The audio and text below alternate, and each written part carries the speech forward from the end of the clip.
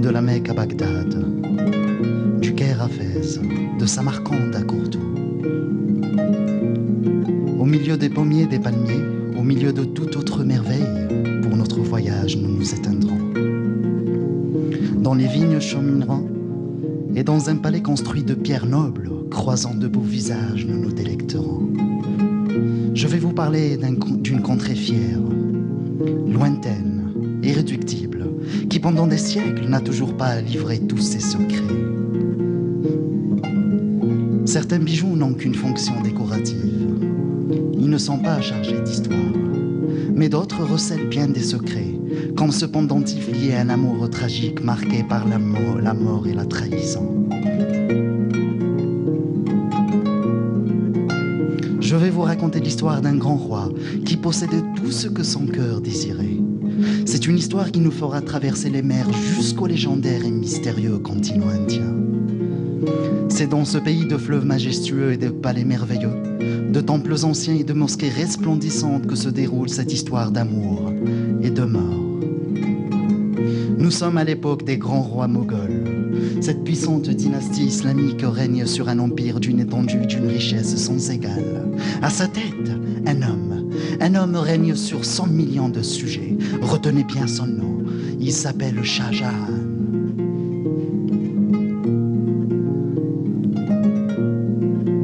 L'histoire raconte que le plus grand amour de sa vie était Mumtaz Mahal.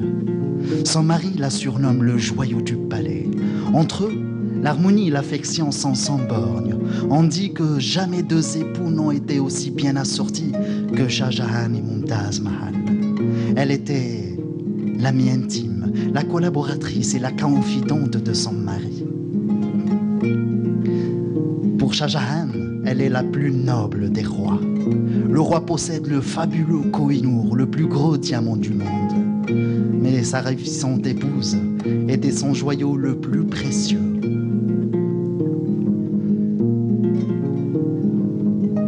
Mais personne ne sait qu'il va y avoir un enfant, un être, qui va tuer sa mère et plus tard tuera son père. Mumtaz Mahal est enceinte. Toutes les discussions portent sur l'enfant à naître.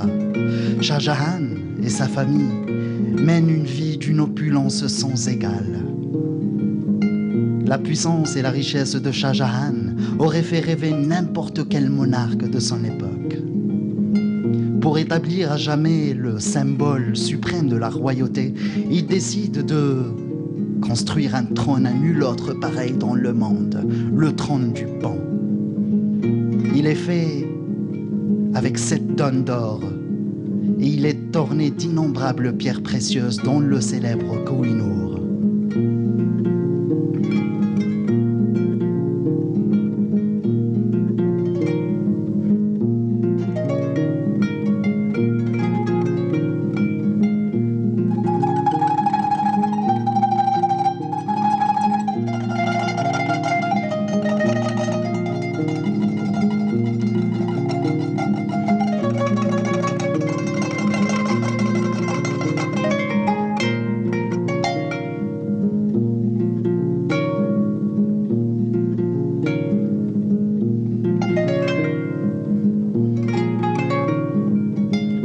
En ces paisibles jours de juin à Burhanpur, les messagers accourent. Ils se prosternent trop effrayés devant le roi pour lui annoncer la terrible nouvelle. Les médecins ont entendu l'enfant pleurer dans le ventre de sa mère. Il est connu que si l'enfant pleure dans le ventre de sa mère, cette dernière ne pourrait survivre à l'accouchement. Shah Jahan s'effondre complètement. Tout son pouvoir et sa richesse ne valent plus rien sans Mumtaz Mahal.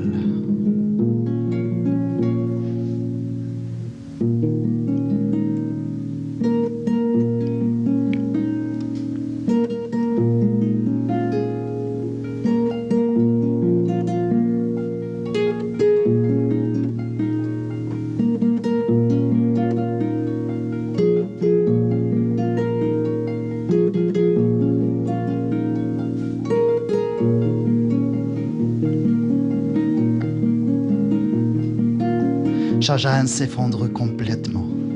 Il se précipite au chevet de sa bien-aimée, de sa femme, de sa ravissante épouse.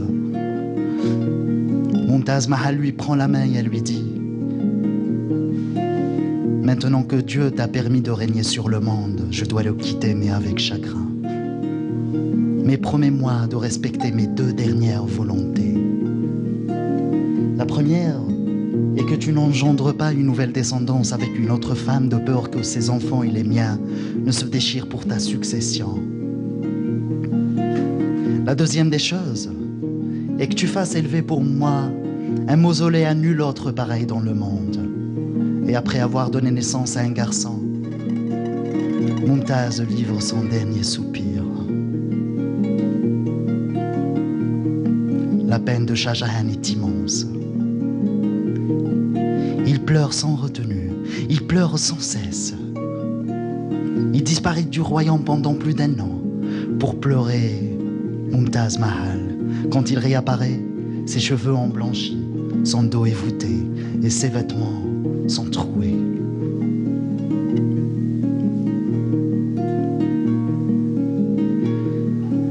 Les joailliers du royaume tentent de réconforter le cœur brisé du roi. Ils choisissent le beau jade blanc, cette pierre réputée d'apaiser le cœur de celui qui la porte. Ils gravirent des versets du Coran et espèrent que les paroles divines l'aideront à surmonter cette perte si cruelle. Shah Jahan porte le pendentif tout contre son cœur meurtri. Les paroles divines apaisent son âme. Pour tremper son chagrin, il décide de construire le mausolée qu'il avait promis à sa bien-aimée. Quelques années plus tard, le mausolée est achevé. Mais le cœur du roi n'a jamais été réconforté. Le soleil moghol est assombri par un nuage. Il ne brillera plus jamais.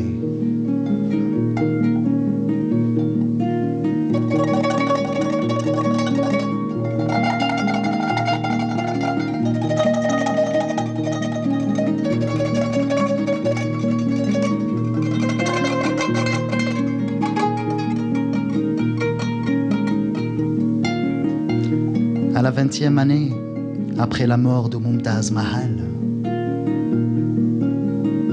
le garçon qui a tué sa mère à la naissance va renverser le pouvoir de son père et l'emprisonner les 8 dernières années de sa vie.